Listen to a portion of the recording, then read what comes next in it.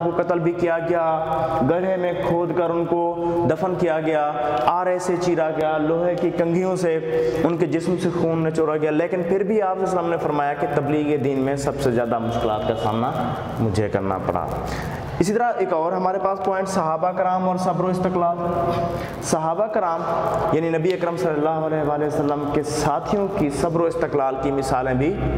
دنیا کے سامنے ہیں۔ نبی اکرم صلی اللہ علیہ وآلہ وسلم کو جب پریشانی کا سامنا کرنا پڑتا تھا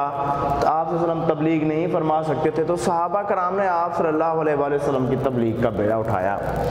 نبی اکرم صلی اللہ علیہ وآلہ وسلم نے صحابہ کرام کی صبر و استقلال کی مثالیں بیان کرتے ہوئے فرمایا تھا کہ تبلیغ دین سلسلے میں صحابہ کرام کو قتل کیا گیا، مارا گیا، صحابہ کرام کو پیٹا گیا ان کے رشتہ داروں کی طرف سے۔ اور آپ صلی اللہ علیہ وسلم نے ساتھ میں یہ بھی فرمایا کہ کچھ صحابہ کرام ایسے بھی تھے جن کو چٹائیوں کے اندر لپیٹ کر ایک سائڈ بند کر دی جاتی تھی، دوسری سائڈ سے ان کو دھواں دیا جاتا تھا،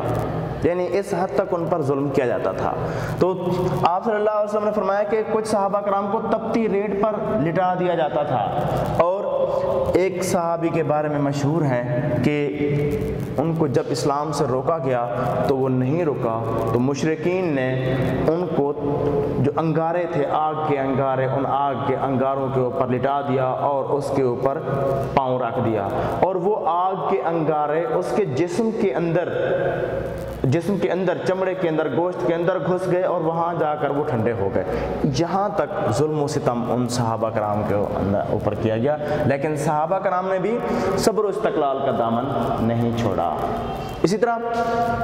ایک اور صبر جمیل۔ صبر جمیل، ایک مرتبہ کسی صحابی نے نبی اکرم صلی اللہ علیہ وآلہ وسلم سے دریافت فرمایا کہ صبر جمیل کیا ہوتا ہے، تو آپ صلی اللہ علیہ وآلہ وسلم نے اس کے جواب میں فرمایا کہ ایسا صبر جس میں شکایت نہ ہو، ایسا صبر جس میں شکایت نہ ہو، اسے صبر جمیل بولتے ہیں۔ تو اسی طرح صبر و استقلال کے سلسلے کی آج کی ہماری آخری ہیڈنگ حاصل بحث، اس کو لازمی لکھنا ہے۔ حاصل بحث یعنی ہم اپنے پوائنٹ آف ویو دیتے ہیں اس کے اندر کہ اس سبق کے اندر ہم نے صبر و استقلال کو سیکھا، اس سبق کے اندر ہم نے صبر کے بارے میں پڑھا، استقلال کے بارے میں پڑھا، یعنی دل کی مضبوطی کے ساتھ اپنے باتوں پر قائم رہنا، چاہے اس میں کتنی ہی مشکلات کیوں نہ ہو۔ اسی طرح ہم نے حدیث مبارکہ کے حوالے سے پڑھا کہ قرآن مجید کے حوالے سے پڑھا کہ قرآن پاک کے اندر صبر و استقلال کے حوالے سے کیا حکم ہے، آپ صلی اللہ علیہ وآلہ وسلم کی زندگی کا جائزہ لیا، اور اسی طرح صبر و استقلال ایک ایسی نعمت ہے جو پیغمبرانہ نعمت ہے، اور اللہ تعالیٰ ہر کسی کو دین اسلام کے سلسلے میں صبر و استقلال پر قائم رکھنے کی توفیق عطا فرمائے۔ تھینک یو، امید ہے سمجھ آ گیا ہوگا۔